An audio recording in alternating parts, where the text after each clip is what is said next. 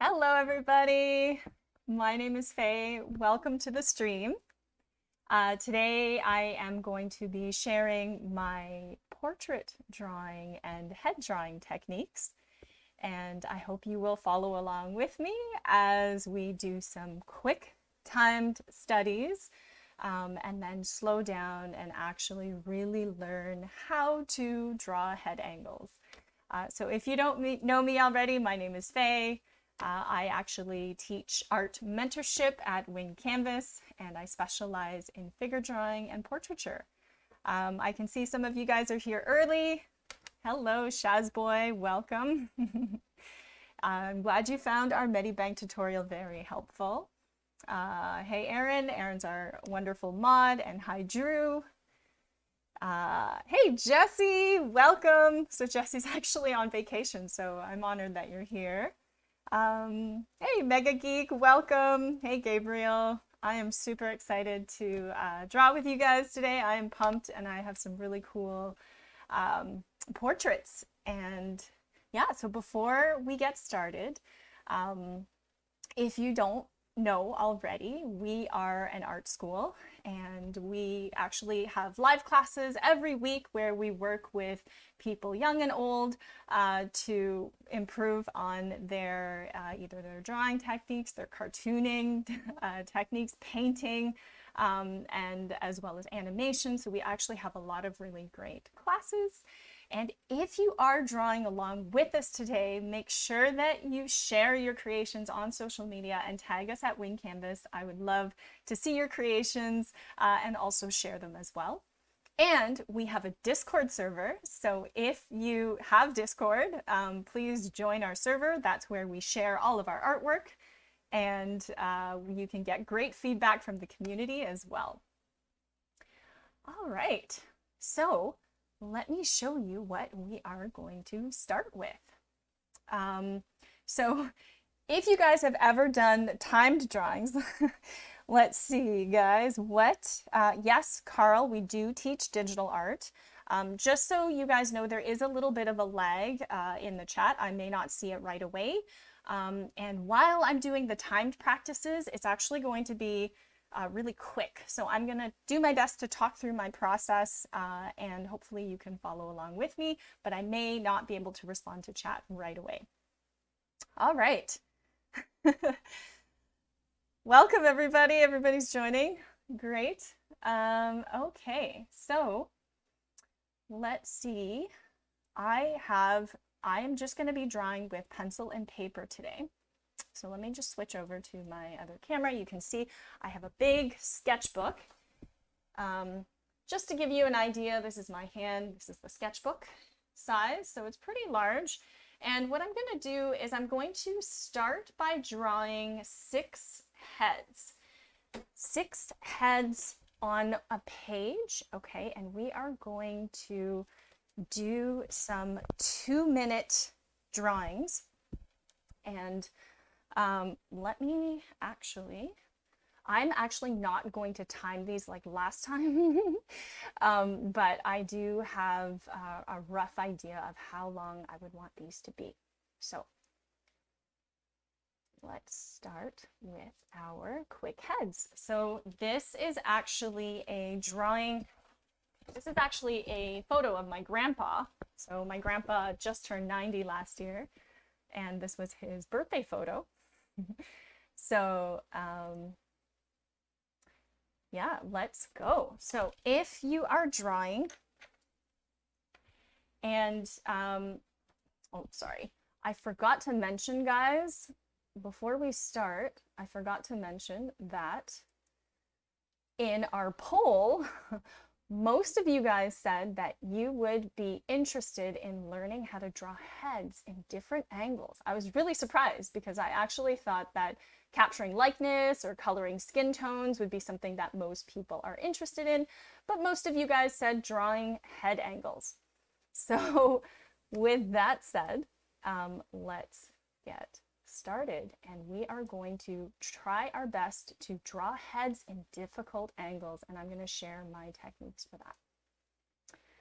Okay, so our very first reference picture here, you can actually see that, you know, it's pretty front on. There is a very distinct light source. So again, this is something that we can pay attention to when we are drawing, because the light source is actually really, really important. And here you can see that there's one source of lighting, so I can actually quickly color it in. Okay, so if you are starting with me, I like to always draw like the ball and shield. So I can start off with a ball.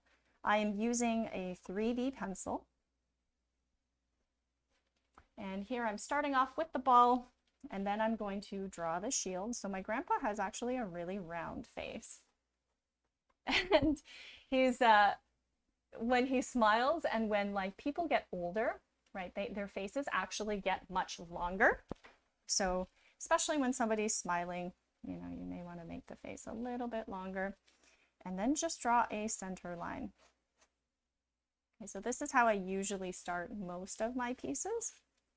And then I will draw a line for the eyes. So if you guys don't already know this, the eye line should be roughly in the middle, right? But when you're drawing somebody, especially when their mouth is open or when they're a little bit older, you can put the line of the eyes slightly higher, because remember, the jaw is going to open, right? So and draw in the shape of the mouth like an orange slice, and then the nose, and then I kind of mark in the eyes. And here, like a lot of the times when we look at eyes, we tend to think, oh, okay, eyes are just you know, an almond shape with a circle inside, but actually if you look at his eyes, they're just dark shapes, right? Because he's smiling. So I actually made him look super young right now, but I will talk about ways to make somebody look older as well. So this is the basic structure of the head. And then again, if you want somebody to look older, usually their nose and their ears are bigger. So I'm going to make his ears a little bit bigger. And then usually along the chin, when you're drawing somebody older, right, the chin is usually rounder like this. And there's a little bit of droopiness. Now he's 90 and he looks really, really young, but we're going to be drawing some people with different ages, different ethnicities, and hopefully we can learn how to capture a good likeness.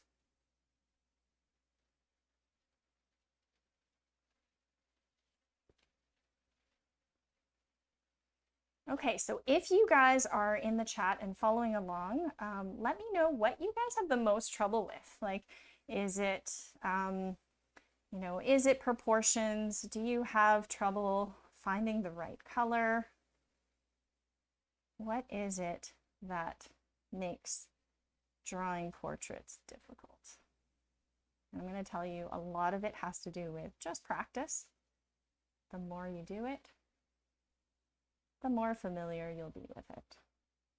And I actually did a painting of my grandpa, but if you're drawing for painting, you don't really have to go into too much detail, just mostly capturing the structure. And drawing necks are also really, really important when you're drawing people, because you don't want just a floating head, right? And necks, if you make the neck really thick, I'm just going to give grandpa like a super thick neck here, okay? If you make his neck really, really thick, right, he's going to look like a bodybuilder, right? Because a lot of bodybuilders have like really, really big, really thick necks. So if you're drawing a male, you might want to make the neck thicker. If you're drawing a female, you might want to make it thinner. And if you're drawing somebody who's very young, like young children, they have very thin necks as well. So I'm going to add a little bit of some wrinkles here. And if you wanted to do some quick shading, what you can do, if the shading is really, really obvious here, you can actually like just pencil in the shape of the shading, and then you can just go in and give it some really, really quick shading. Yeri, welcome Yeri. Yeri's one of our animation and digital art instructors. Eyes. Okay, eyes. All right, what about eyes? And Erin says proportions and shading. Yeah, I think proportions is probably one of the most challenging. If you get your proportions right, everything else is really, really easy. And I know why Grandpa looks so young. He doesn't have bags under his eyes, so I gotta add some of that. And then some more wrinkles here. Anyway, he looks really good for 90. We're gonna draw some older people. Okay, so the next one, next pose is young woman with really, really red hair. Okay, and you can kind of see that her face is slightly tilted, right? So if her face is slightly tilted, I'm going to draw that angle of the tilt first. And then I'm going to kind of draw in where I want her face to be. Again, sketching in the ball. And the shield. So you might hear myself and Jessie talk about the ball and shield all the time, whether it's cartooning or whether it's realistic drawing. The ball and shield allows you to actually think about heads as 3D things, so as structures, instead of flat shapes. So a lot of us, when we draw faces, we might like start with the nose or start with the eye or something really, really random. But if you start with the ball and shield, you'll have a much, much easier time drawing faces that look very 3D. So I've marked in her eyes, I've kind of marked in where her hair parts here. And, you know, if I had more time, I would spend a bit more time on her hair, but for fast sketches like this, you know, I'm just going to keep her hair really, really loose.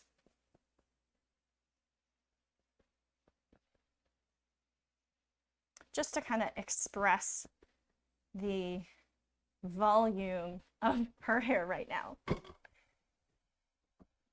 Okay, so after this step, what I would do is put in her nose and her mouth. So if you look at this circle that I initially drew, right, that circle, at the bottom of the circle is usually where the nose is. And if you don't have that much time, you can just kind of draw the bottom plane of the nose, right? Just like in anime, you know, anime noses are like little tiny triangles. It's kind of the same thing for the plane of the nose.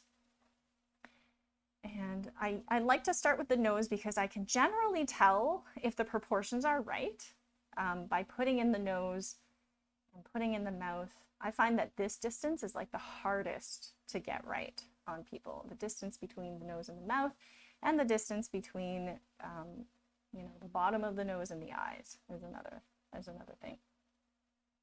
Okay, so you can see like her eyebrows and her eyes are very, very soft. And so how do you express this in black and white?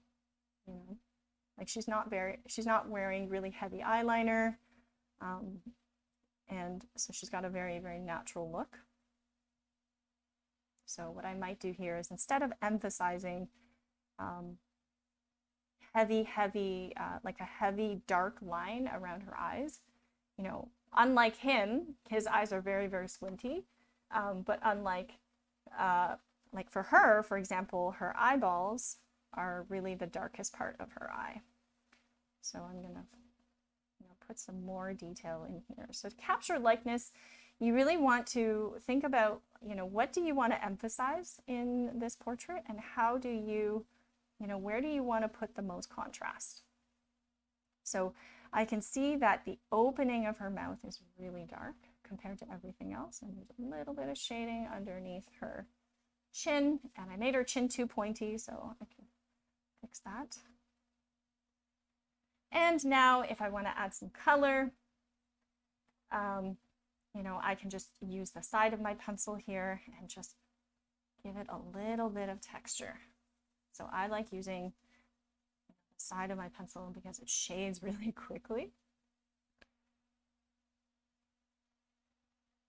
Jessie says, that and the nose that I find. I feel like if the eyes are off, everything is off. It's true. It's true. And we tend to do the eyes first, like before anything. And I think that that's the biggest mistake that I used to make when I started drawing portraits, was I would just put all my energy in the eyes. And I would like draw one eye and I'd be like, oh, I love this. It looks so good. Then I draw the second one and it's like totally in the wrong place. Or even worse, it's like 2 millimeters off, you know, and then it doesn't look like them. So I highly recommend drawing both eyes together. This is something that Jessie likes to teach as well. So, you know, whether you're a digital artist or you're a traditional artist, you know, all of the same rules apply. Okay. So the next one, yeah, so here we go. Drew says you just combine Captain America's shield and the Wakanda shield. I don't know those references, but hey, if you can relate them to something you know, even better. Okay, so for this man over here, I want to note some different shapes because he's wearing a turban, right? The shape of his head is almost like, you know, an oval this way and then an oval this way, right? Kind of like these two intersecting ovals. And that's actually quite important because it helps me kind of figure out a shape before I put too much time into the rest. So now that I have these circles, I can adjust. When you're drawing men, you want to make sure that the face is more angular, like more chiseled, right? If you're drawing older men, or just, you know, you want to emphasize manliness, you can put more angles than if you're drawing females or children. And his face is particularly longer, so I'm going to emphasize that. We're going to get to the harder head angles later. It's just bringing you guys in slowly. So notice how big his ears are. And for his eyes, if you notice, his eyes almost kind of make this like this continuous shape here. If you squint at it, you'll kind of see that his eyes are in dark sockets like this, right? I'm kind of sketching them in together, and I'm going to sketch in the shape of his nose. Again, like the older somebody is, the larger their nose tends to be, generally speaking. Not for my grandpa though, he's got like a tiny nose, but this man here, much bigger nose. And then for mouths, I tend to draw the center line of the mouth first. And then you notice that I didn't even draw his eyes yet, right? I drew his eye sockets first. Give his face a little bit of texture. I didn't draw his eyes yet because I wanted to make a point about drawing eyes. Sometimes you don't even need the eyes to have a good likeness. Sometimes, you know, you just need the eye sockets to be in the right place. So once I fill in the eye sockets, if you squint and you squint at the reference picture, right, this is where you can kind of start to tweak things. So I can see that, you know, his face needs to be a little bit bigger. And then I can add some more detail to his turban here.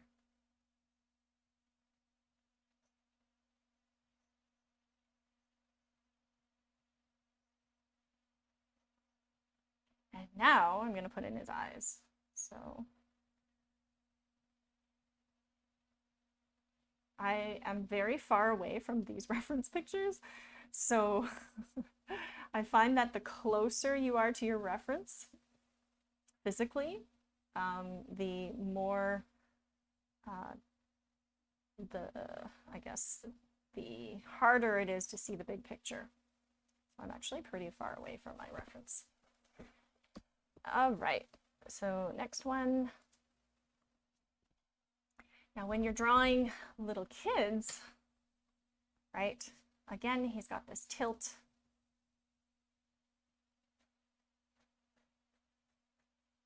So I'm going to intentionally make his face a bit shorter. And for the ball and shield, right, it's still in there, and you can kind of see that his hair is very square. It's like very square at the top. So you can usually, you know, play around with those shapes.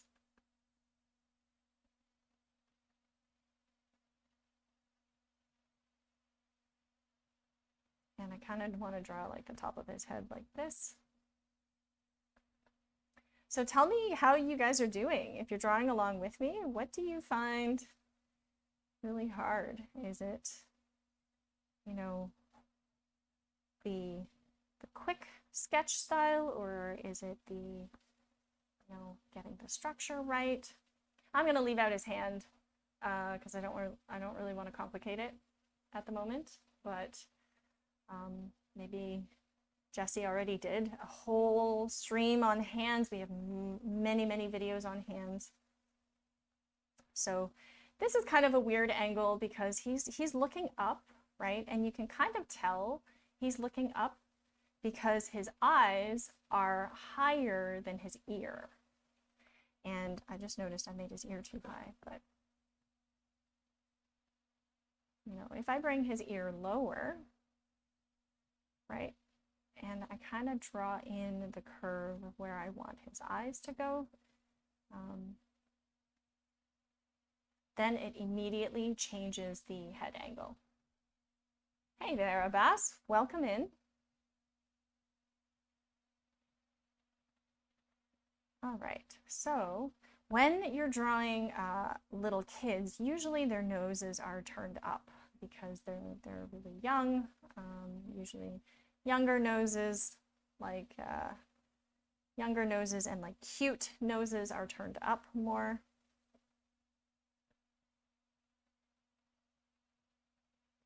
And so I try to just simplify it into a triangle shape. And so after I draw that triangle shape, it's much easier for me to put in the nostrils.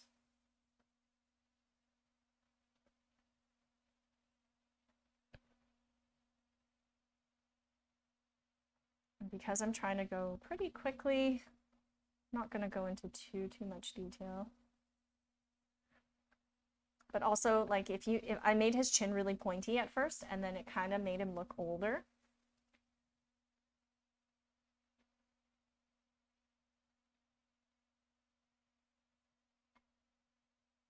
So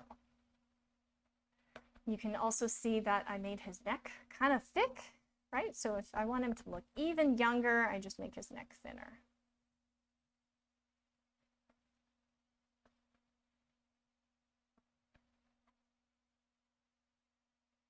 So here we go. Abbas says, is it bad that I started learning digital art first? No, it's not bad at all. I feel like a lot of people are like, digital is a wonderful medium. It's not the one that I am the best at, but I'm still learning.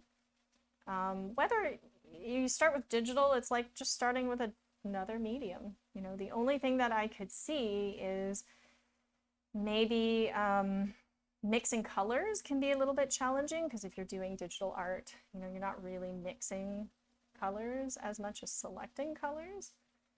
But other than that, everything else is pretty similar to traditional art. The other trick I have for drawing kids is to make their heads bigger. So if you want somebody to look younger, make their heads bigger. I'm just going to make the top of his head a little bit bigger, just to make him look younger. And again, it's the proportions between the top of the head and the eyes, and then the eyes to the bottom of the chin. That's what's going to make somebody look older or younger. Okay. So for this head, I actually drew this head in a different video, and it's actually called How to Draw Heads in Difficult Angles. And so if you are drawing somebody looking straight up, right, it can be really, really challenging to find that ball and shield. Abbas says, I find it easier to draw with a graphic tablet. Well, you know, whatever works for you. I find it easier to draw with pencil, but you know, it's probably because I have more practice with pencil, right? So whatever you guys are drawing with today, it's absolutely fine, you know, as long as you are drawing. So I want to take a moment here to show you my skull. His name is Skelly. He used to have a body at the studio, but you know, Halloween time he was kind of disassembled. Anyway, if you look at the skull, right, and you look at a face front on, you can kind of see the face gets longer when the mouth opens, right? And if the mouth is closed and the head is tilted up, right, you can kind of see him trying to match the angle of her. You can kind of see that the chin is pointed up. And so this is the bottom of that shield, right? So here's the shield from the front. Here's the shield from the bottom. And so drawing this line is really, really crucial for expressing the head in that angle. And you can kind of see that shield is overlapping the ball, right? This is the ball. The shield is actually kind of in the middle. A skull. I know this guy's actually plastic. I used to have like a one of those medical replicas, and my grandma was really scared of it, but I mean, it was also plastic. It was just anatomically correct. But yeah, skulls are really, really handy to have, especially when you are learning how to draw heads. Okay, so you can kind of see I drew the shield like this. There's my center line, and I'm going to have a look at where that nose is. That nose is kind of right in the middle, and it's this elongated shape, almost like the letter A. And then I'm going to shade that in. And then I'm going to see, like, I can see the eye sockets are like right underneath. Right, like, sorry, the bottom of the eye sockets line up with the top of the nose like this. And then you can kind of draw in the eye sockets. So again, here's the eye sockets. So watch how they change into, you know, much more oval-like than over here. They get squashed. This, and then the mouth. So I almost always run out of room when I draw heads in angles like this. So you can always be prepared to like adjust your drawing. And then her eyes, because she's looking up, right? You don't really see her entire pupil or her entire iris.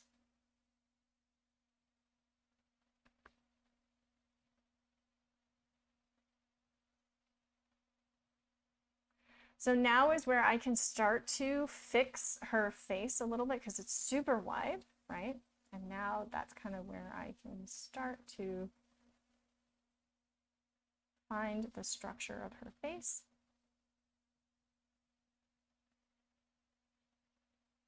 And I'm going to give her some eyelashes so she doesn't look so creepy. And nostrils. And just remember, her ears are really, really low on the page, right? Like if you look at where her ears line up, it's probably lower than her mouth. Right, so you want to make sure that the ears are in the right place for that correct angle. So I actually do an in-depth analysis of this particular girl on our channel. And Jessie actually edited the video, so check it out if you have trouble drawing heads in difficult angles. Most of you seem to have said 60% of people in our poll said heads in difficult angles. You guys asked for it. You asked for the hard stuff. Don't blame me. Okay. So neck muscles can be kind of weird and complicated. So just remember that there's two neck muscles that are on either side. Welcome in. I look so pung. Is that a pun? Is that a pun in Chinese? Anyway. Okay, so she has a wreath. I'm not going to draw too many flowers. I'm just going to draw a bunch of scribbles.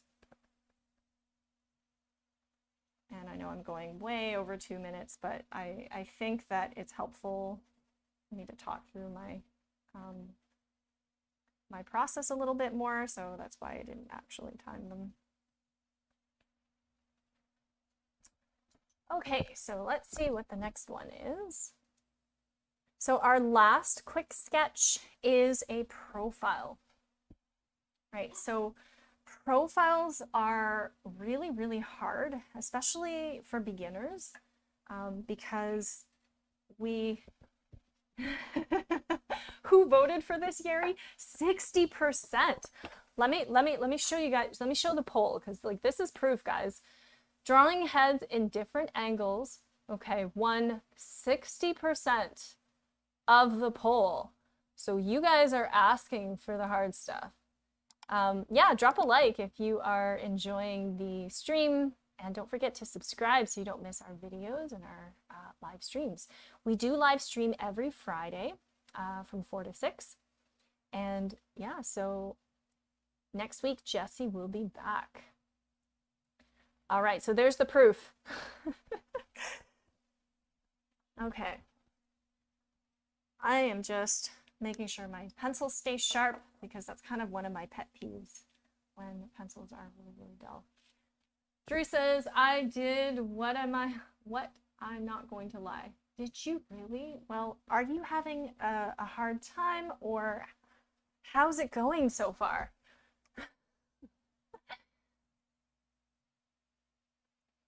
Okay. So when you guys are drawing a profile, again, we're going to start with the ball and shield, and I just want you to notice something. Okay, back to my skull here. Let's try to replicate his pose. So you'll notice that the ball is not perfectly round from the side. It's actually more of an oval shape, right? Capturing likeness is 10%. I know, right?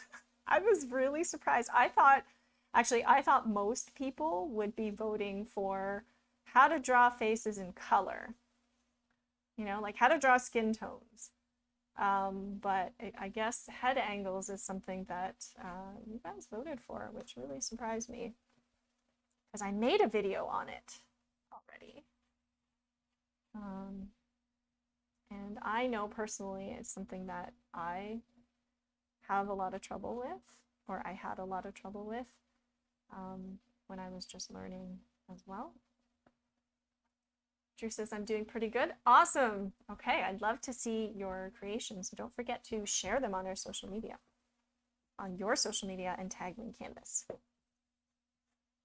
Okay, so you can kind of see for the side profile, and remember, like everybody has a slightly different head shape. So it's not like, you know, one size fits all kind of deal. So I'm trying to match the size of his head as best as I can. And then that way, you know, I can kind of capture the essence of him without any features. And the next I'm going to draw the neck. So when you guys draw necks, right, try not to just draw them straight up and down. Try to put a bit of a curve, because that's what's going to make the neck more realistic. He's got a very distinctive head shape, so I want to make sure that I capture that. Okay, so next, normally if I'm drawing a portrait, I would always say, like, don't worry about ears. Like, ears are not that important. You know, don't worry so much about putting them in. But I feel like when you're drawing heads in difficult angles, ears are really important because they're like a really important landmark. So I'm going to sketch in the ear like this, and then find the nose.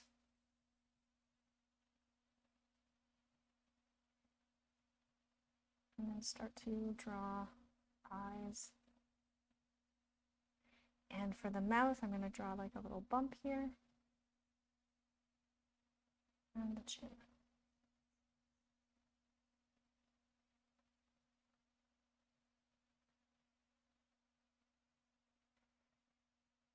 And then I'm going to find the eye within the eye socket. So I try to put structure first. And then details on later. So you can really see his cheekbone here. And one of the things that a lot of people struggle with is just the curve of the mouth. So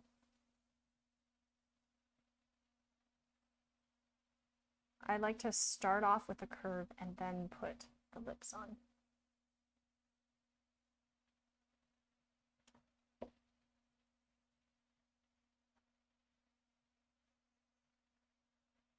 And then just sketch out the hairline.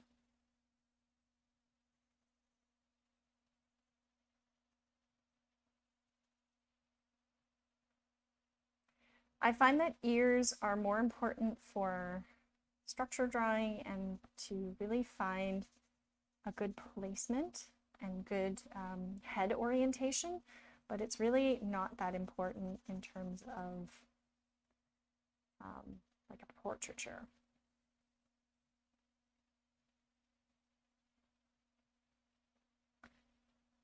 So if you guys have drawn portraits before, let me know who you like to draw, because I have Taylor Swift and Kim Jong as my subjects for later today.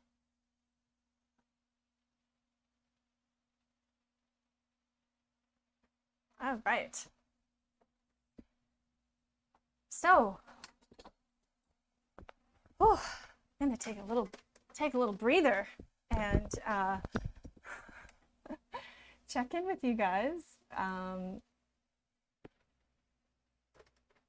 There I am. So how's it going? And what, let me know in the chat if you guys are having any trouble with heads in different angles.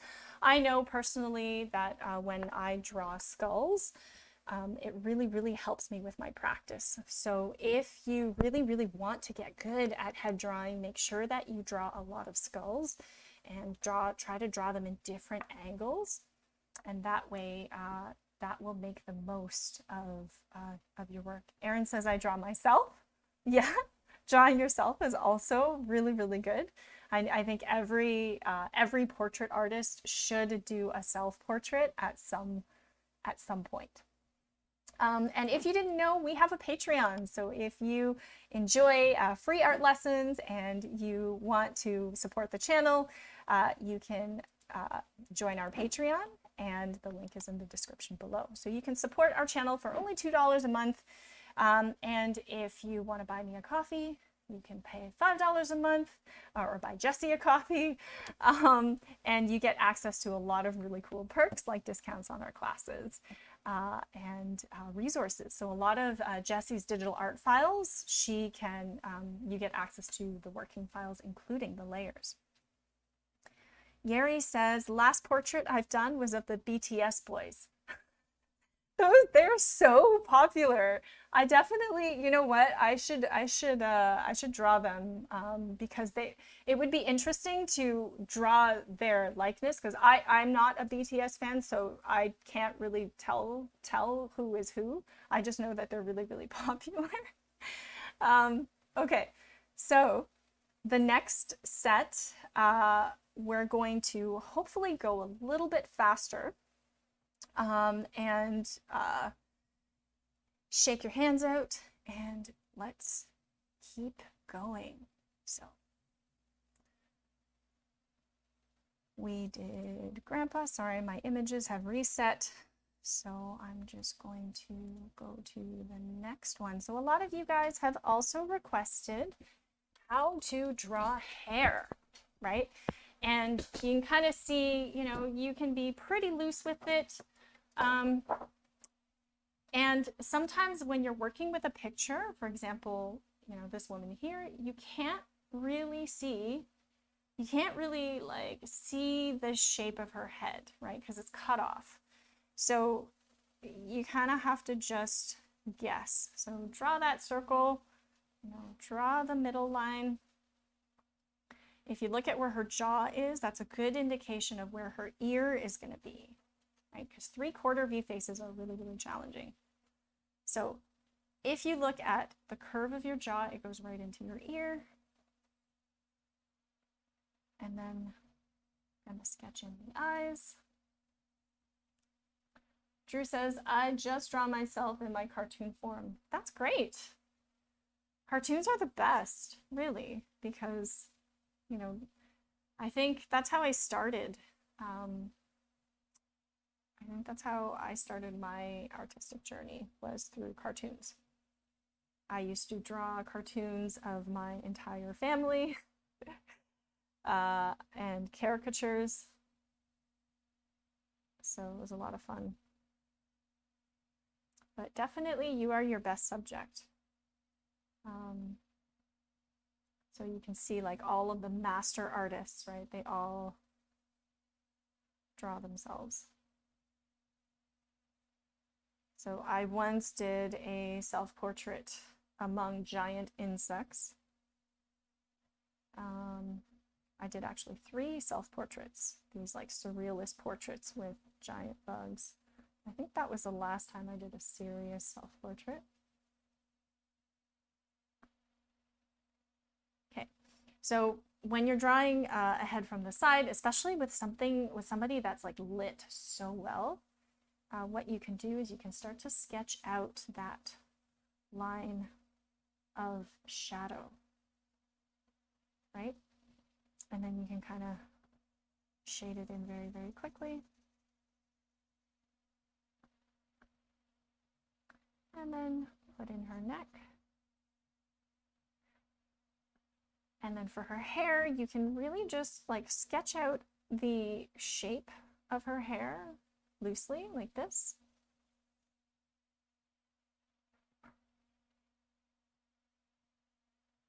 And then figure out where the darkest part of her hair is. So just like the side of her face, right, there's a bit of a dark spot in here. And so I'm going to color that in. I'm going to go a little bit darker.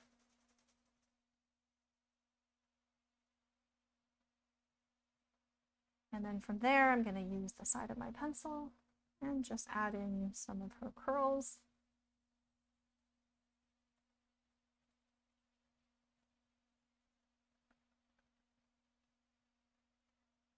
Last week I drew with chalk and it was so much faster than pencil. But you can be really fast with pencil as well if you just, you know, keep it sharp and draw using the side.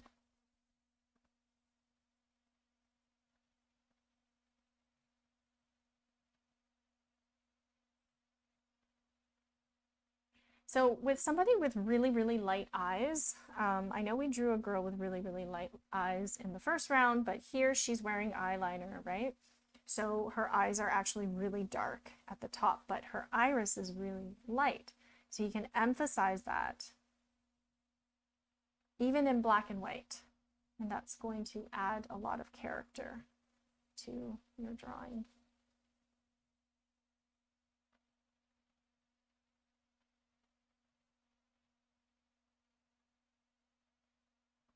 Okay, so some of you guys have also mentioned shading is hard. I think if you had to go in the order of like what's the most important thing, it's probably proportions. Proportions is something that most beginners struggle with. And then after you master that, then you can try and master shading. And the trick to really good shading is just to simplify your values and to go from your darkest darks towards your lights. So she's also got a really, really dark eyebrows. So make sure that I can put those in.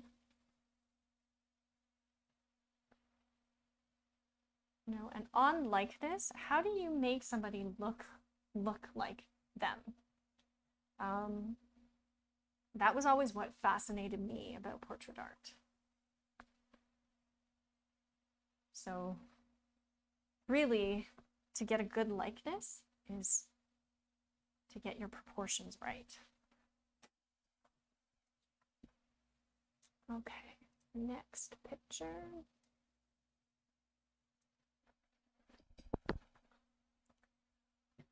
So I found this woman really, really stunning. And by the way, if you want free images to draw from, I recommend a site called Pixels.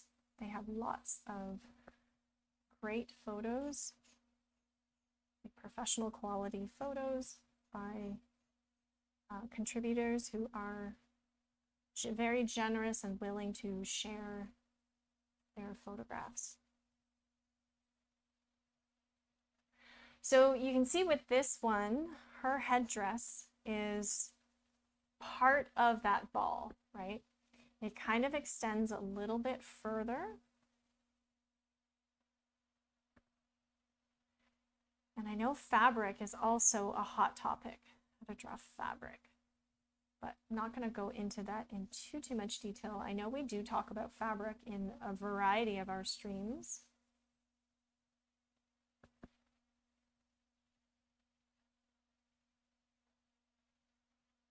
So almost every single time we draw figures or people, right, they're clothed and they have some type of fabric. So when you are drawing fabric, you just want to make sure that the folds are echoing the structure. Okay, so her nose, I'm sketching her nose and her mouth. I always start with the opening of the mouth and then kind of the shape of the mouth. And when you're drawing mouths in 3/4 view, right, one side is always going to be more squished than the other side. So this side is longer, this side is shorter.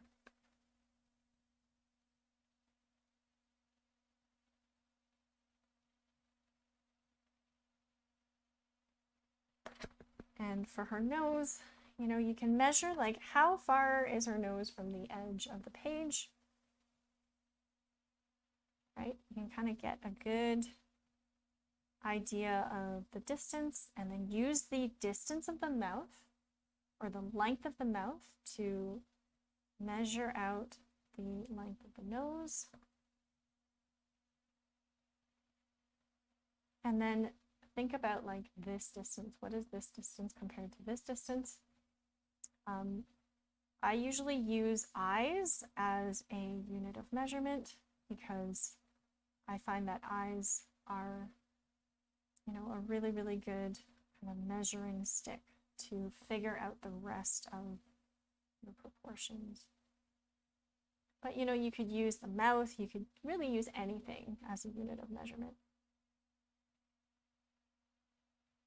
Again, if you're drawing eyes from the side, right, one eye is going to be longer than the other.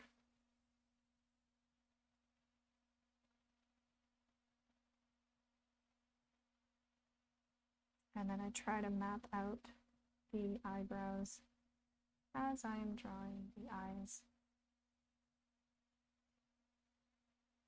Draw them together.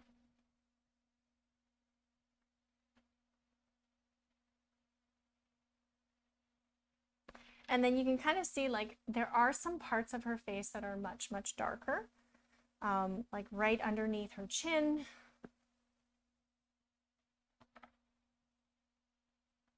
I'm just going to clean up some of my lines here, right underneath her chin and like right up here at the top of her head. And so you can just give it some light shading.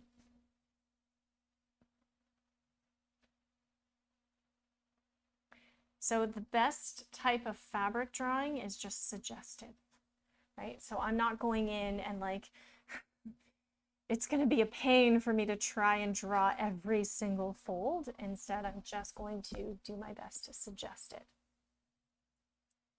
Okay, so next one.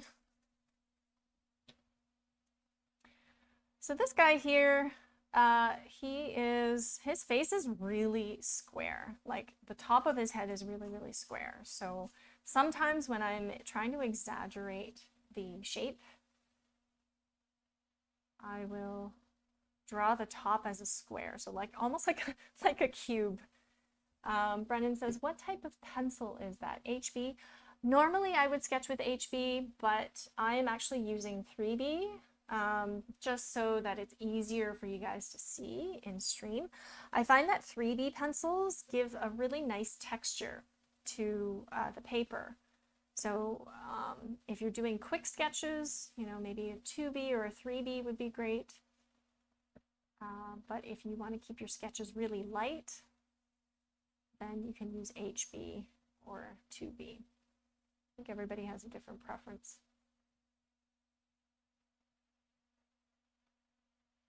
So here I'm putting in the ears because the ears will almost be like a measuring stick for the eyes. You can kind of see that, you know, the line of his eyes is a lot higher than the rest of his face. A, because he's looking up, and B, because his mouth is open.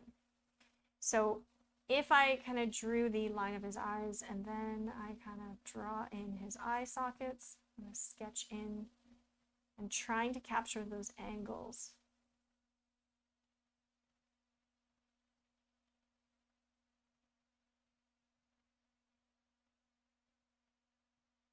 He's got like really, really big eyes, so I might even exaggerate it more. If you're a cartoonist and you really want to, you know, exaggerate,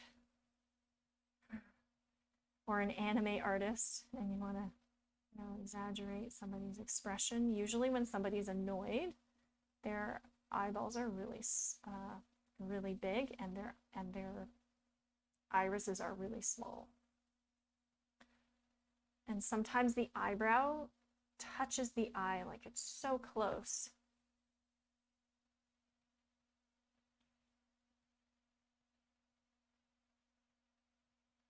Okay. So you can see I roughly drew in the nostrils, just like for the underside of his nose. And then for his mouth, sometimes it helps to draw like a center line for the mouth, right? Because remember, the mouth has a bit of a curve to it, right? So if I drew that center line, then I would know where his mouth curves. And then I usually will look for alignments. So the corner of the mouth to one part of the eye.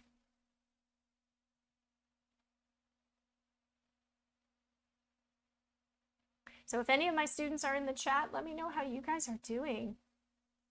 I can't wait to see your artwork in class.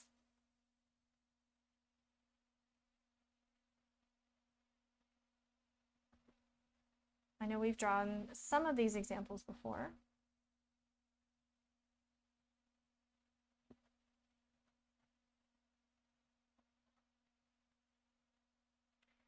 So there we go. So I come from a family of portrait artists, and my My aunt and my grandfather are both portrait artists. And they used to say, you know, a good portrait artist can draw a likeness that looks more like the person than the person themselves. So that really means, like, if you really want to be a great portrait artist, you will need to look for what makes that person unique, and then play up those features. So I kind of drew him without any facial hair, but if you are putting in facial hair, the easiest way to do it is to use the side of your pencil and just kind of lightly put it on. Instead of drawing each individual hair, I like to just start by giving it a tone.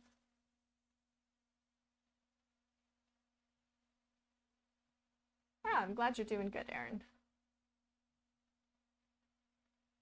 Are you drawing digitally or traditionally? Let me know in the chat if you are drawing along with pencil or following along digitally.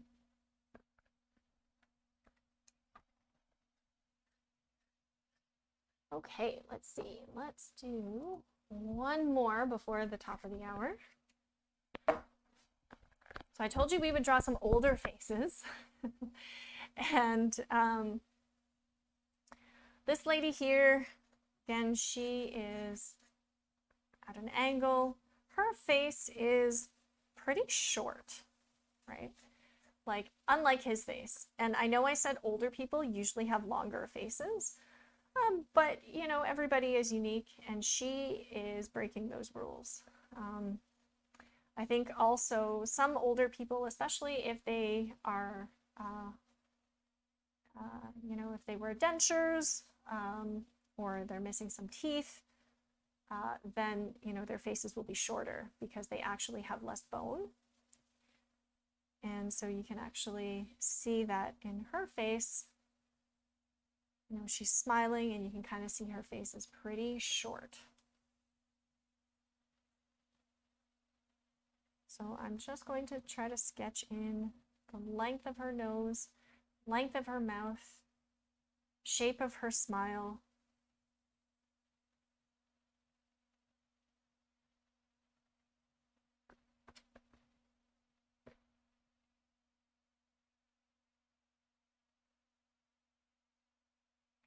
And then her eye sockets. So, you know, some people have deeper eye sockets than others. So if you are drawing somebody and you can kind of see, if you squint, their eyes turn into, you know, dark shapes like this, right? Then that's what I would start with. I would draw the eye sockets before I draw the eyes.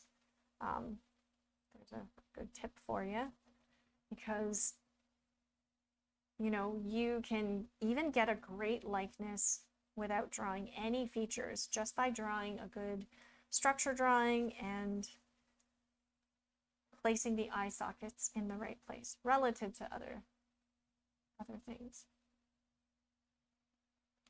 So here I'm like almost putting in the shading first.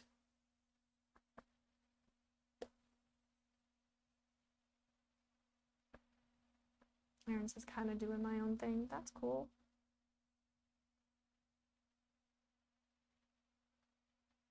Okay, and then putting her eyes in after. I'm just pressing a little bit harder. She's actually really hard to draw. She is really hard to draw.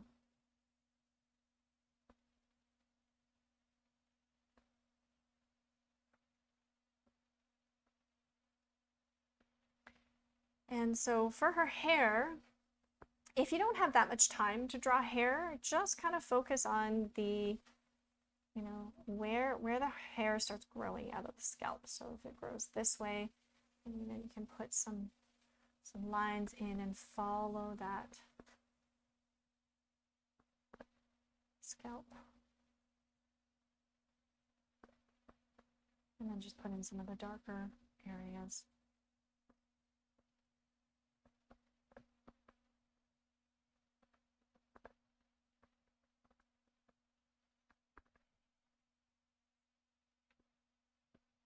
I also find that when you're drawing older people, that if you put the shoulder lines higher, then that person is going to look older, because generally older people, and we talked about this last week, older people are slightly more hunched.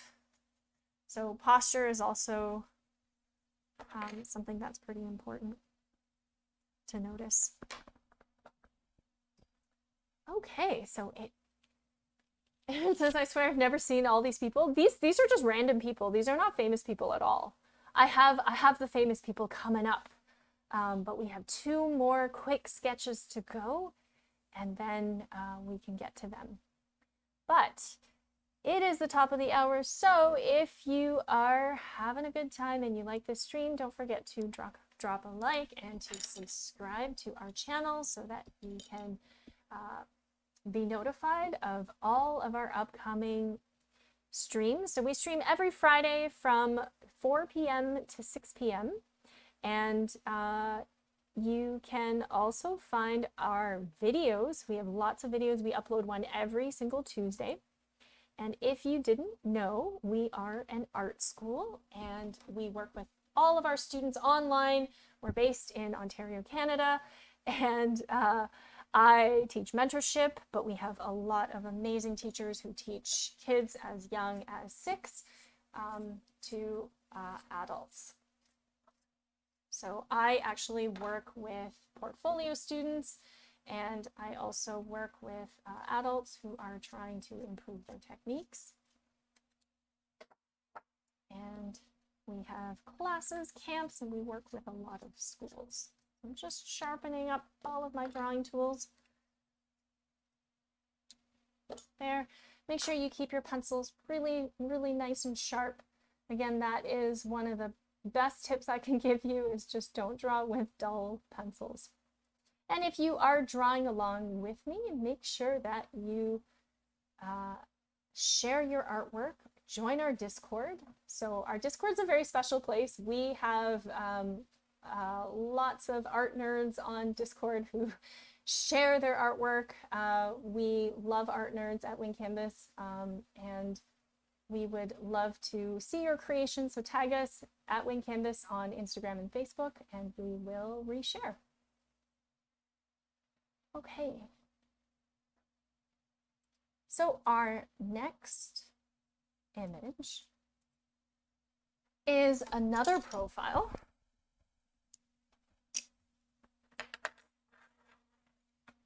So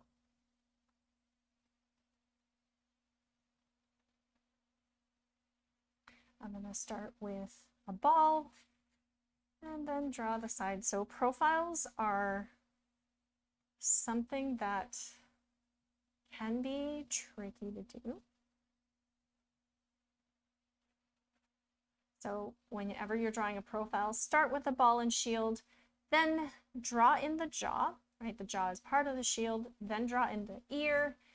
And she's wearing glasses. So glasses are also something that is actually really easy to draw once you see kind of how to draw glasses.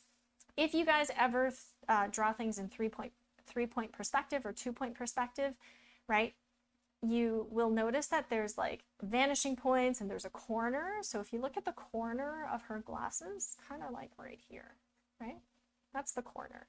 And then I'm going to kind of draw like a cube going into space. So there's one side, there's another side. I'm thinking about my 2-point perspective here, right? Onto that side. And so what I really drew here was I drew a rectangle in perspective. And then I'm going to divide that rectangle in half, like this, and then now I know where the middle line is.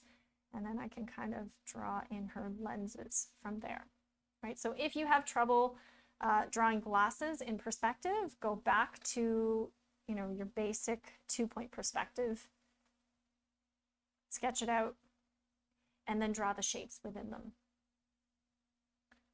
So now I can see her nose kind of popping out there.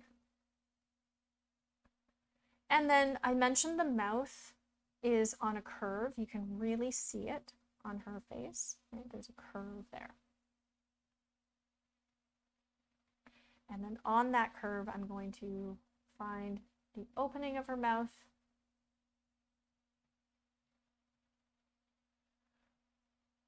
Frost, hello, welcome. Frost is back. Hope you can draw along with us. We have 2 more drawings.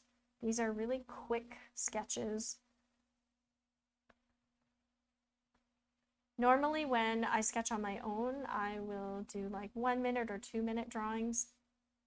But because today I didn't actually have a timed video like last week, I decided that I'm just going to talk through my process instead. So it's not super stressful, because I know timed drawings can be kind of stressful. Okay. So you'll notice that I didn't really draw her eyes because A, you can't really see them, and you know, B, it's more important to actually place the glasses on first. So Drew, how did it work out with the glasses with this method? Let me know.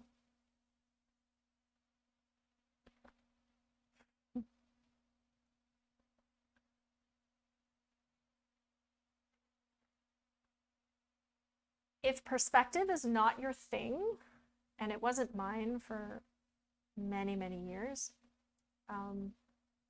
then you can also just draw like a rectangle, right?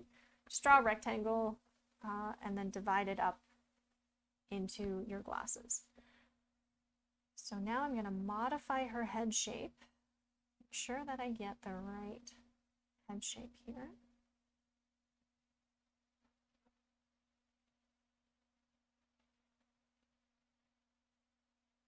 And I don't know if Gabriel or Mega Geek, if you guys are still around, let me know how you're doing. Okay. So she's got some cool patterns in her hair, so I'm just going to start off by drawing some lines and then kind of shading them in, keeping it really, really loose.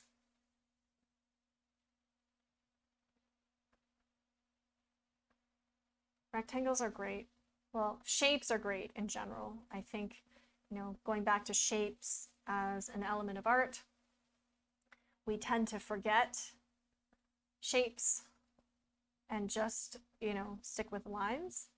And I think shapes are what really will help you get better at your proportions and likeness and everything. So shapes are so important.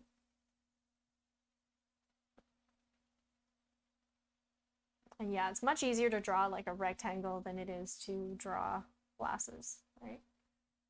Especially glasses that are like oddly shaped like this. But if you then wanted to modify that shape, it becomes a lot easier because you already have your lenses mapped out and all that other stuff. All right, so last but not least, we have a little girl. And this little girl, you can see this is like the hardest head angle out of all of them. So get ready, guys. You asked for it. You asked for really tough, really tough angles here. So I'll start with a little circle and then the line, midline there. And because her jaw is open, right, her face is going to be longer than normal. So just take your best guess here at her jaw. Sometimes it's okay to guess and then reassess, right? Because drawing isn't really fun if you have to like measure everything and make sure everything is precise. Sometimes eyeballing stuff is more than okay. Okay. So now I'm going to map out her headband here. So you can kind of see the headband has a corner, right? Every single head has a corner and where it turns. So if you can see a visual cue for that, Make sure you put that in. And then this corner is also you're also going to kind of see it on the side of her face like that. And then I'm going to sketch out the shape of her hair.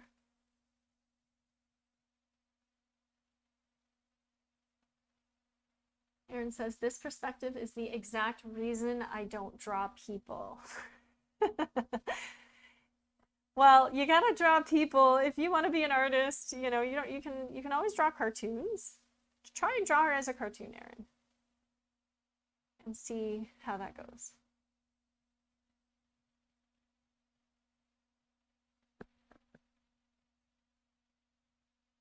Okay. So now that I've kind of sketched out her face, I want to point something out. Like, look at her, how big her mouth is. Like, if I look at the top and the bottom of her face, her mouth takes up like most of it. Right? Her mouth is like, it takes up this much space. She's actually smiling, but when I draw the shape, it makes it look like she's whining a little bit. So to fix that, you just have to make the corners of her mouth point up a little bit. And so mouths in this angle are extremely hard as well. So good luck, guys. I saved the hardest one for last. But again, you asked for it. Okay. So what I tried to do is just draw in the shape of her mouth. I like to start off with the biggest shapes first and then work my way up. So her nose, I'm just going to draw as a little triangle right above her mouth. Even though you don't see the triangle being darker, I like to shade it so that I recognize like what's the bottom plane and what's the top plane. Drew says that expression is funny. Yes, yes, it is funny. Definitely. It's also a very like happy, you know, kind of uplifting expression. So when you're drawing eyes that are in this angle, it's also really funny because they're just like little triangles. And this eye, you don't even see all of it. It's like really hidden behind her nose.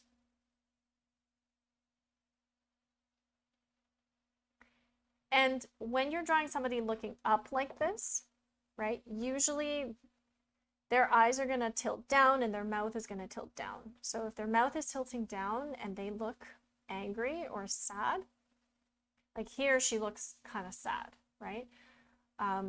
So what I'm going to do is try to make the corners of her mouth turn up a little bit. And super subtle. But now it looks like she is no longer angry or screaming, but she is joyful.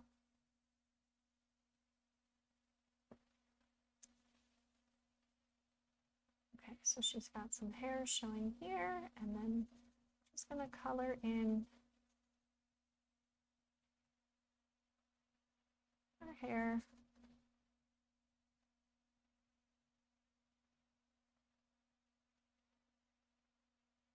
And to make her look even younger, I'm going to make her jaw a little less pronounced and her neck thinner.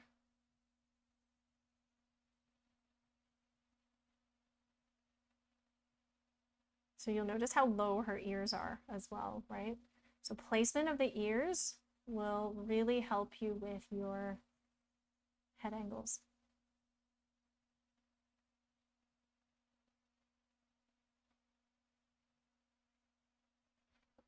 All right. Welcome, especially her. Welcome.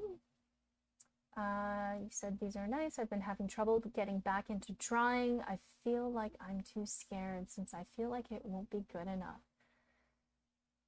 Thank you for sharing that. I'm sure a lot of us feel that way. You know, we are, as artists, we're really tough on ourselves because we always feel like, oh, there's so many people on Instagram and all these people that we see everywhere that are so much better. And, you know, you really can't compare yourself to other people because everybody is at a different stage of their artistic journey. And if you compare yourself with other people, then you're always going to, you know, not be motivated to create art, and then you don't do it. And if you don't do it, then you're never going to, you know, be good. So just who cares what people say? If it's ugly, it's ugly, you know? You have to get a bunch of ugly drawings before you can get the good ones. So every ugly drawing that comes out, you know, just look at it and say, okay, I got you out of the way. Now I'm going to make some good stuff. Every drawing counts, even the ugly ones. All right. Whew, we did 12 portraits in an hour and 15 minutes. Wow. Oh, I'm going to shake my hands out. Okay, so the next person that I wanted to draw is Taylor Swift. And I know that Taylor Swift is really, really popular. She's beautiful, and you know, she's got this very iconic red lipstick that I really wanted to capture. So I'm thinking that I might draw her entire face in black and white and then do her mouth in color, just to kind of emphasize and play up her features more. So to get started, I'm going to draw a little bit bigger.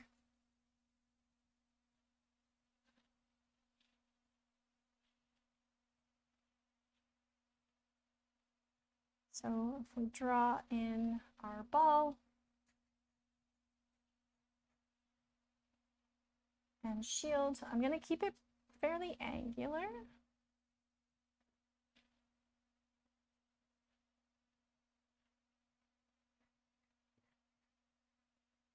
And loose.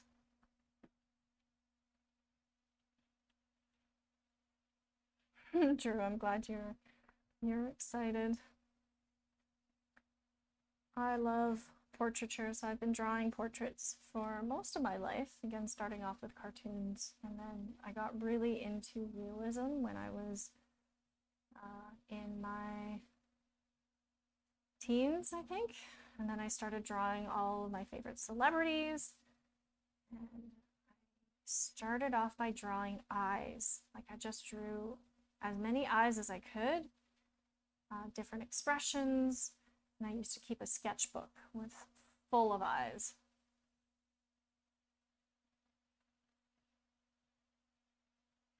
So with Taylor Swift, you can kind of see her bangs are very iconic. So I want to put in, you know, the shape of her bangs, and usually hair is larger than the skull, right? So you want to add some additional volume to the skull. I'm going to try and get a good likeness in this one.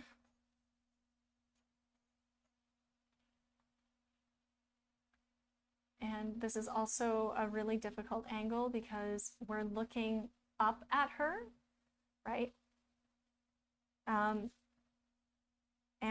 you know, when you're looking up at somebody, think about where your horizon line is, right? So my horizon line is kind of where my eye sits. So my horizon line might be right here.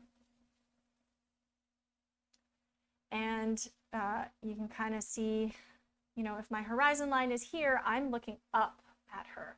So if I'm looking up at her, you can kind of see the bottom of her chin a little bit. She's kind of looking like a like a BTS singer right now, so let's fix that. Especially her says thank you. You're welcome. Welcome. I know Like when I was learning drawing as a kid, there was no Instagram, right? So like there was no like instant access to so many great artists and all these reposts. So I didn't really have to deal with that, luckily. But nowadays, I think it's really tough because we're all putting our best selves on social media. And that's not really the reality, is it?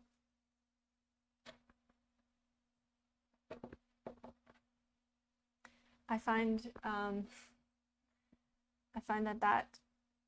that kind of comparing yourself to others is the worst, like the worst feeling. So try not to let that discourage you and just draw every single day. If you can draw every day, you will be really, really good. Just have to put in your time.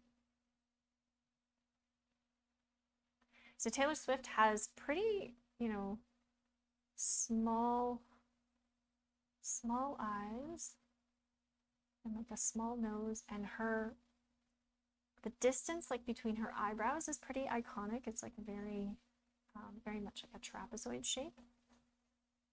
And I'm just trying to compare, you know, where the tip of her nose is with the rest of her face. So her nose is tilted up a little bit.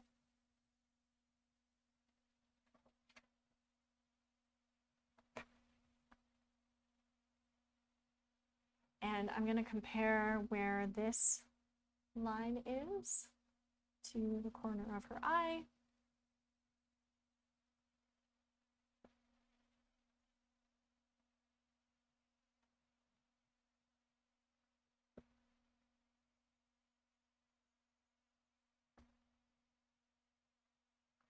I do want to kind of exaggerate her face just a little bit, like keeping it realistic, but also playing up some of the features.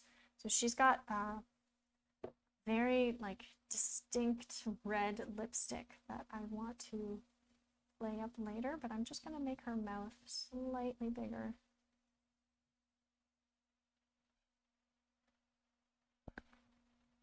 And I also want to point something out. If you guys have trouble drawing things in color, or actually, you know, just figuring out the value of things, I really, really recommend, you know, using a black and white photo. So if you look at this picture in black and white, right, versus color, you can see immediately, for example, the values, right? And it's very, very easy to turn colorful pictures into black and white. And that way you're not really distracted by the color. You're just focusing on the value.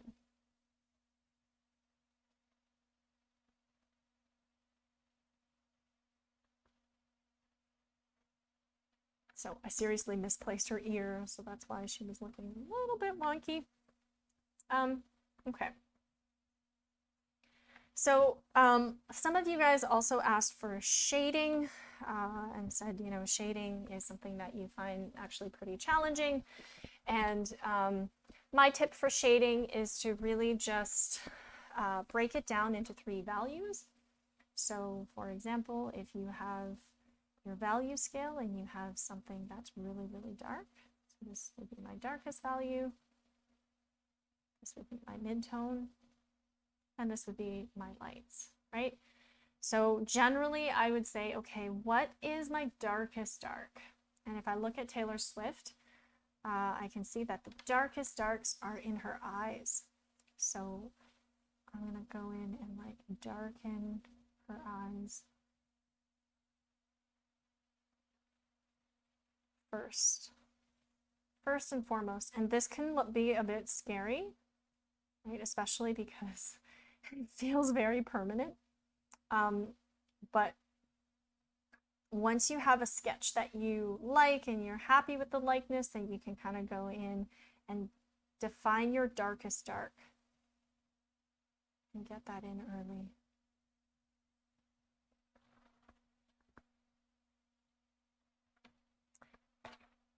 I am smudging all over the place. Okay. So where else is it really dark? It's kind of dark right underneath her nose.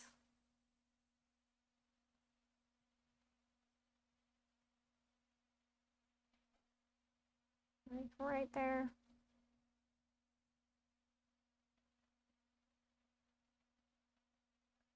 And then this is where you can really go in and try to capture her likeness by adding in all of those little details. Right? Normally we jump into the details first because we're always like, oh, the details are so much fun. And yes, they are fun, but they also distract you from things like structure, things like simplification.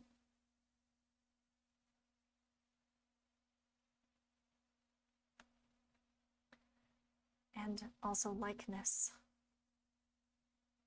I can see that the tip of her chin, and like for all of you guys who are line artists or cartoon artists, you can kind of see that, you know, the line of her face on this side is like almost disappearing.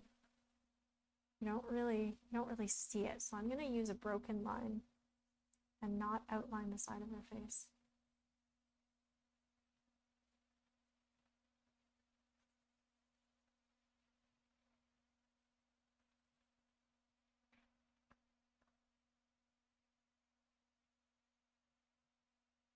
So I'm trying now that I've put in the darkest darks, right? I'm gonna go into my midtones and I'm gonna put my midtones in. So midtones are like, you know, the ear is pretty dark. And then you can kind of see her cheekbone here is also pretty dark. Basically, the side of her face is all midtone. And if I had a lot of time, I would actually shade this a bit differently because I'm trying to finish this drawing quickly. I'm just going to use the side of my pencil and keep the shading very, very soft.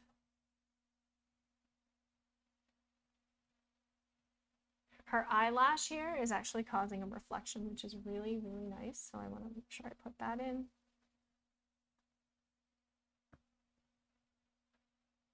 And so you can kind of see the side of her face is all blending into one.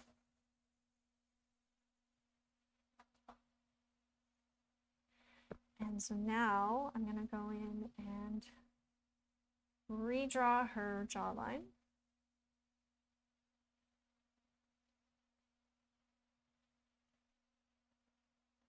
And her ear. Ooh, time to sharpen my pencil. All right, so how do you approach hair, especially hair that is like these bangs here? They're really, really, really round, and you can almost see that it's like a cylindrical shape. So what I would do to start with the bangs is I would kind of follow this shape and shade up, and then at the top I would work my way down. So her hair is kind of split right here. And so I'm going to start at the top and work my way down.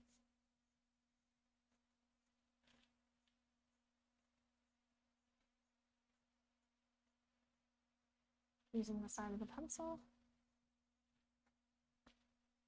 And then I'm going to go from the bottom up to the top. So this part's a little tricky, but this. And you just want to make sure that that curve will kind of continue.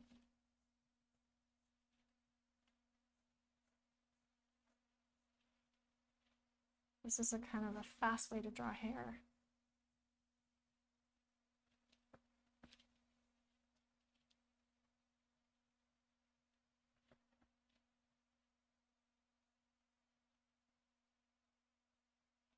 And then you'll notice that this side has a lot less texture than that side, but it also really has a distinctive shape. So to do that, you want to map out the shape first, and then find the direction of your stroke and just follow that direction. If you're drawing with pencil, it might be really helpful to just have a sheet of paper so that you're not smudging your work.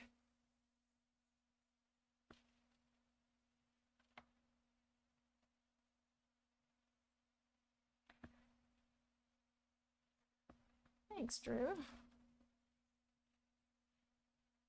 Okay. Hair is actually just all about shapes and direction of line and line variety. And actually values and shapes are more important in drawing hair than lines are. Because a lot of people, when they think of hair, they're like, okay, I'm just gonna draw a bajillion lines and hope that it looks like hair. I know I used to do that. But hair is actually, it has form and it has structure as well. So if you can, you know, think about it as a 3D form, it's actually a lot more effective. Okay. Should I draw her outfit? I don't know. I don't know if I should draw these chains or the shirt that she's wearing. Maybe I'll sketch it in. So she has her hair in a braid, and a really simple way to draw a braid is to draw like a bunch of hearts. So like if you drew heart, like this, right? It starts to kind of look like a braid. So if you're drawing a braid from the side, it's very similar, right? You just want to well, think about those heart shapes.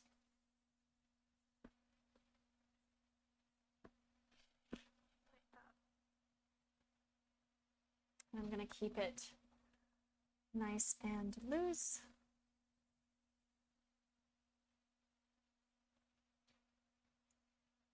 Okay, so I said that I wanted to make her mouth really red. I'm just going to grab my colored pencils. And I like actually using a spot color for black and white portraits because it just adds like a focal point to it. I'm just going to get out a bunch of different reds here. And I'll zoom in a bit on her face.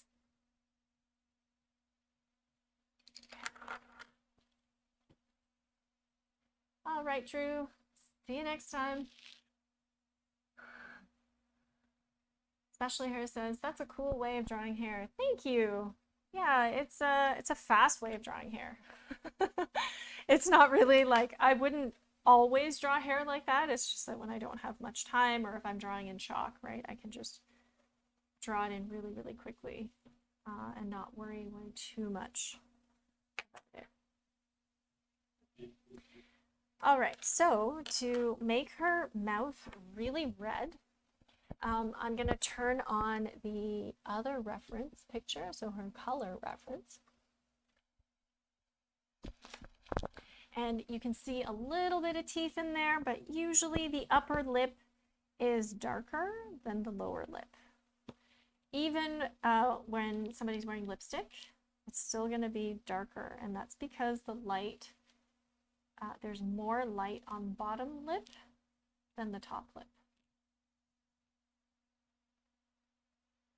So the first thing I'm going to do is just go in and make her color in her top lip. It's a pretty solid color. We'll leave a little bit of room for her teeth. And when you're drawing mouths, like from 3/4 view, the lip will kind of curve inwards like this.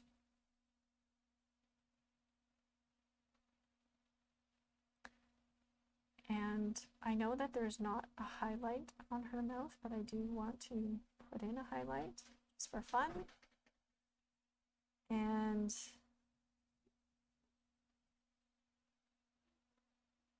like this, I'm going to take like my lighter red and just kind of fill it in. So even though I may not have like a great likeness of Taylor Swift, the red lipstick is like a really obvious cue or a visual cue.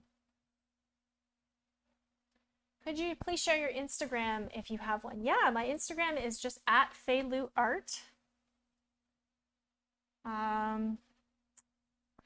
Let me type it in the chat. So you can find Wing Canvas. Actually, our Instagram is Wing Canvas. And my Instagram is Fei Lu Art. So if you are drawing along with us, please post your work and tag us. We would love to see it.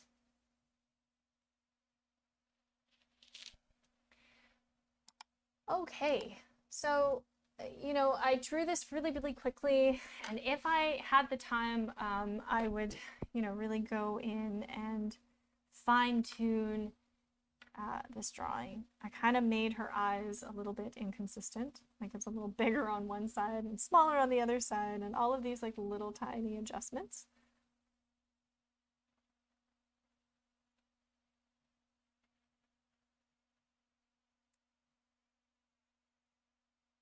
But if you visit my Instagram, you'll see that I do a lot of portraits, and I do a lot of caricatures, and my background is in illustration and design. So, but I think out of everything I do, I like drawing people the most.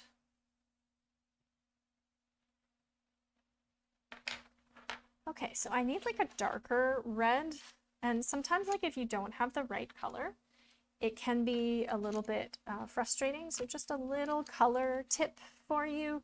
If you want a darker red and you don't have it, you can blend it with other colors. So I'm going to take out like a brown and like a blue. The blue is slightly cooler, so if I overlap this blue on the red, it's going to create more of a shadow. But if I don't want it to be super cool, I would have to put in some browns. So brown is like a warm color to really bring out the warmth of the mouth overall.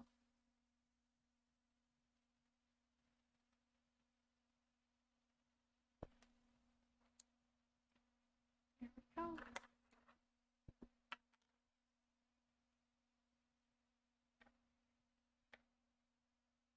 And I kind of decided I want to draw, I really like the texture of those chains. So I'm going to put them in. They kind of echo her braids a little bit. Again, just using the side of my pencil. I don't want to be super detailed with them. I kind of want to keep it nice and loose.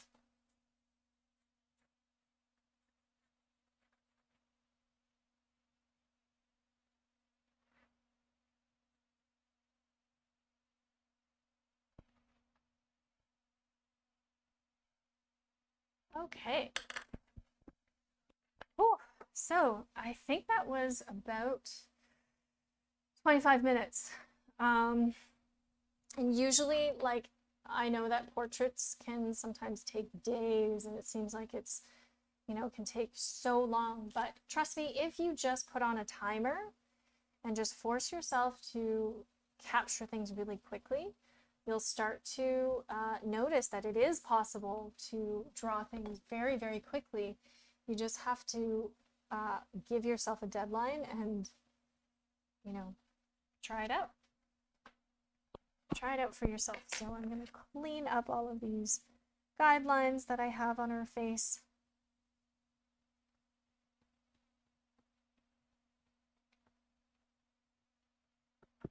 And I don't have a lot of really refined lines, so at the last stage, I'm going to start to put in some of the really hard-edged, you know, refined lines.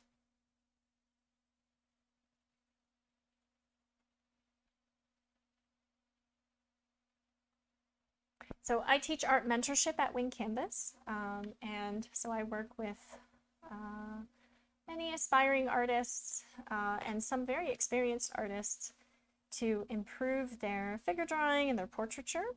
And we have lots of amazing artists on our roster who specialize in digital, in animation, in art foundations for kids, but I mostly work with teens and adults.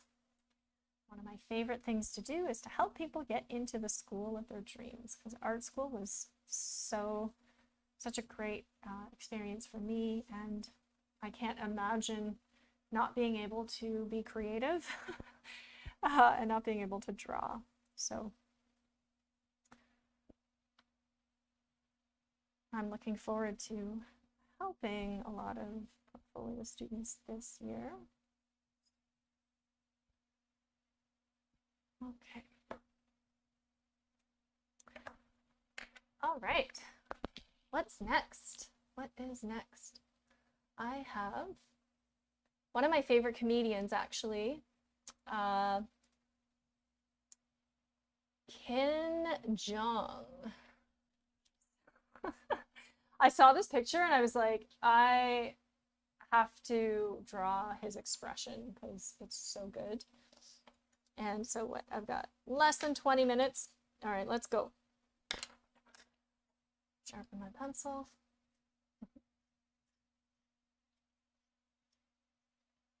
So I'm surprised that, you know, nobody said expressions, because expressions are something that is actually really hard to capture well. Again, it comes down to your proportions, right? So if I actually had to, you know, sketch them out, I'm going to do something a bit more experimental. I'm going to draw with some different colored pencils and create kind of a looser drawing than I normally would. Sometimes I'm up to do something more experimental just because I feel like it. But if you are comfortable drawing with colored pencils,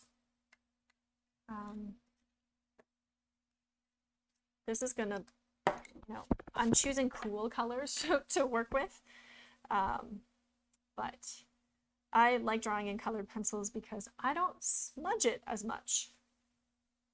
So here we go. Sometimes when you're drawing like really exaggerated faces, it can kind of be hard to draw the ball and shield. You know, you want to know where that ball and shield is, roughly, right? Where it is. But sometimes the head shape can be pretty unique. So in this case, you know, it's very, very long.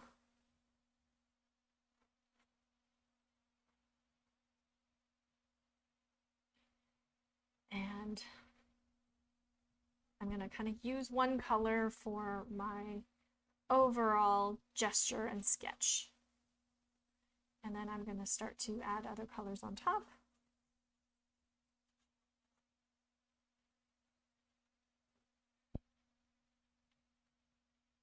So Ken Jeong is actually a doctor, really smart dude, and super funny, I think like being a comedian is like the hardest. It's not even harder than being an artist. It's like I have mega stage fright, so I can't imagine like, you know, performing in the middle of a crowd and like trying to be funny. He's got a really great expression that I want to be able to capture, and most of it is in his eyes. Thank you, especially her.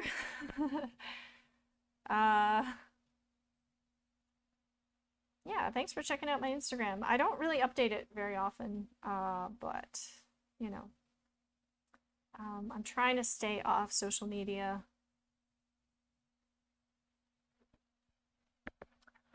Luminaria. Hey, Luminaria, welcome in. You are catching the last 20 minutes of our stream, where we have been working on portraiture. And right now I'm just trying to do a quick sketch of one of my favorite comedians, Ken Jeong.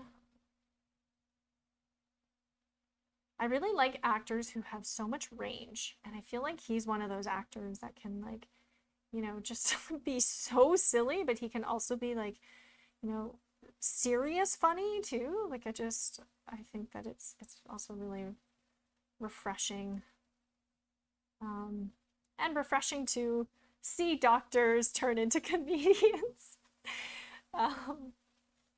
So there is my very loose sketch, and then I'm gonna go in and draw a little bit darker. So just zoom in here. Welcome in, Somno.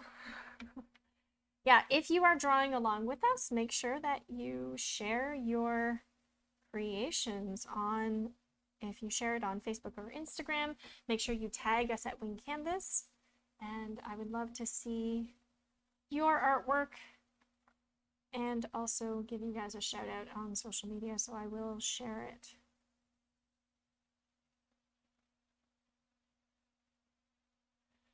All right. So a lot of you guys said, oh, the expression is mostly in the eyes. And you guys are right. Eyes say so much. They're the window to our soul, or the, you know, way we really tell. You can tell in the eyes if somebody's smiling for real or if they're faking it, right? And I'm trying to make him look more anxious. Right now, he kind of looks happy in my drawing. I gotta fix that.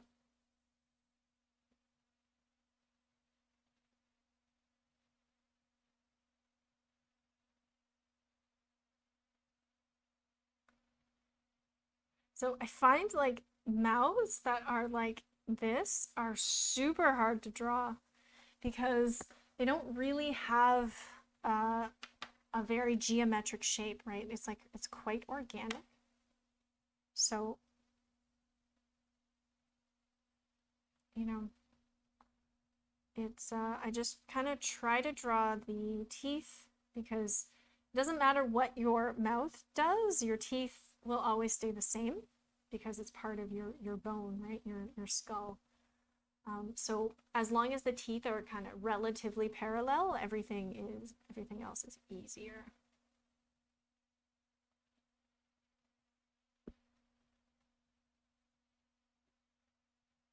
So I wanted to choose colors that kind of mirror his expression, his like anxious face.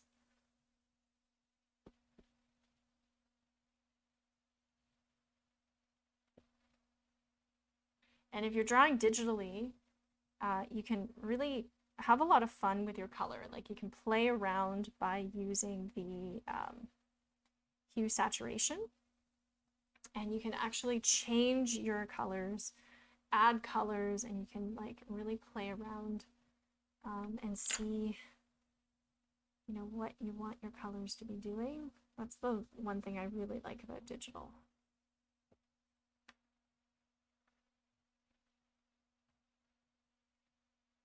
Okay. So he's got a lot of lines, even though he doesn't really have a double chin, but he's got like a quadruple chin right now because he's just like in a very exaggerated pose.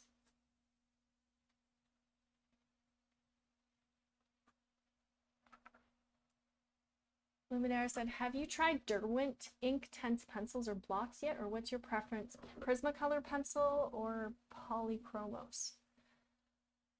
What's your preference and why? So I think I've always used Prismacolors. I find that Prismacolors just have the richest pigment. The pencil crayons I'm using today are just like leftover from our studio.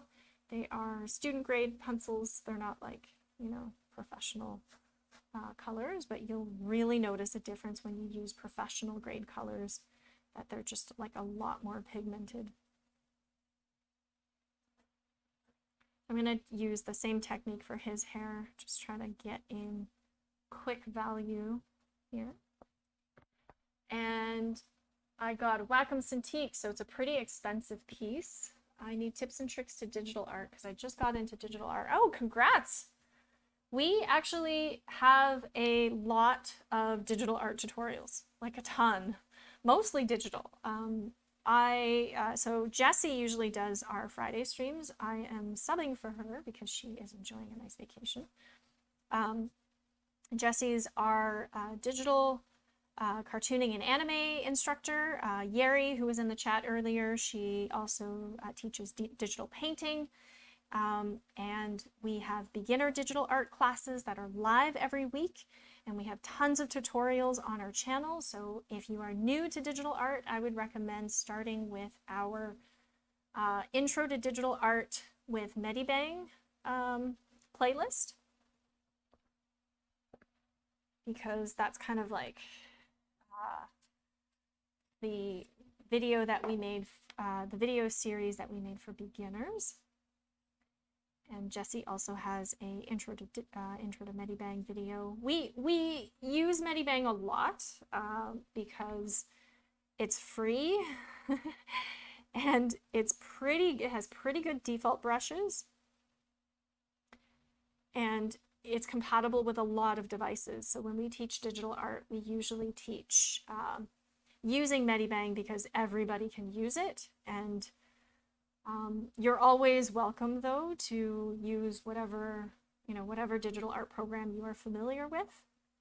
We have a lot of students who use Procreate, and a lot of students who use like Ibis Paint, and yeah. Welcome, Valeria. I hope I didn't butcher your name. Welcome in. Oh, sorry, I'm just catching up with the chat here. So Somno says, if you are drawing someone focusing on something in the distance, how do you ensure both eyes' line of sight are converging on the same point? It looks difficult. Yeah, you know what? I try to do it like some people when they are, sometimes you can cross your eyes, and when you cross your eyes, like they don't really line up, right? His eyes are kind of looking slightly in separate directions, which kind of adds to the comic effect, like the whole, making it look more funny. So generally what I do is I try to draw both eyes at the same time. If you draw one eye first and then you draw another eye, it's very likely that, you might put the second eye in the wrong place, and then it just kind of messes everything up. So I would recommend just making sure that you're working on both eyes at the same time. And this applies to everything. It applies to figure drawing. If you're drawing legs, you would draw both legs at the same time or both arms at the same time.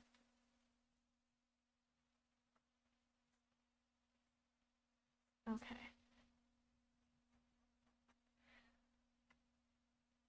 So I'm gonna start to shade in some of his face. Welcome in, Luis. Joining for the tail end of the stream. I like it. We have 5 minutes left. Oh boy, 5 minutes. Okay, what can I do in these 5 minutes? Pressure is on. Pressure is on. Okay. Let's get in his shirt.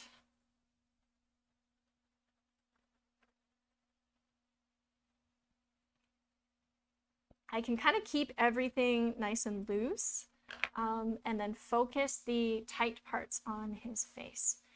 So what do I want to do? I want to make his nose a little bit more toned. And kind of the side of his face more toned as well.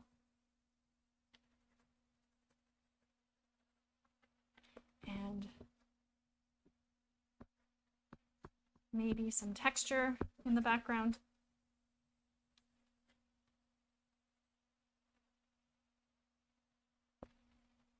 No pressure at all.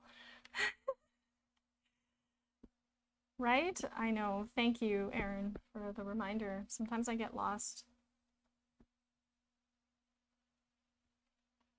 Okay.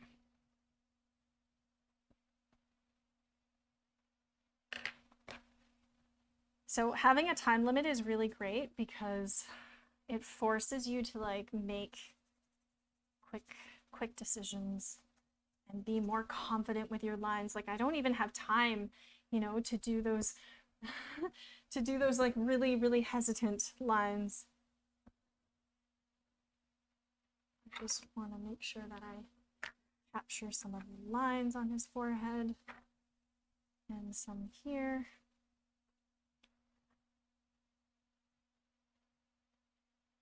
So if you didn't know, we are actually a group of artists. So Wing Canvas is an online art school, and we actually work with kids as young as 6 and adults as well, and we help people get into the school of their dreams. So check out our classes at Wing Canvas, and if you have never taken a class with us before, we have a promo code, and you can try a trial class and get 2 classes for the price of 1. So I teach art mentorship at Wing Canvas, but we have lots of wonderful professional artists, animators, and designers who teach our classes. So everything from digital art to cartooning and anime to realistic drawing and mentorship. So mentorship is a special program where we work with a very small group of students. So usually I have about 5 or 6 students that I work with. And so our curriculum is completely tailored to them and what they want to learn. And the benefit of live classes is that you actually get feedback, and you get actionable feedback on your work so that you know how to improve on it. And everybody supports each other, so it's a wonderful community. And if you haven't already, join our Discord. We have a great Discord community and where people share their artwork and give each other great feedback. Lots of love in that community. And if you are drawing along with us, make sure that you tag us on your social media. And 1 more minute. 1 more minute. I think I am done for today. I'm just going to shake out my hands. So those of you who joined us, Luminaria, our class is free. So we do free live streams every Friday. And, you know, so if you want to support the channel, join our Patreon. You can get sneak peeks, behind the scenes posts, and you can also, you know, for as little as $2 a month, you can help us continue to make free arts education.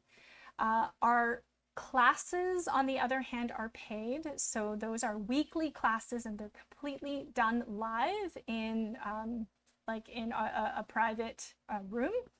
And you know, they're limited to 10 people for our Art Foundations classes and 6 people for Art Mentorship. So thank you guys so much for joining.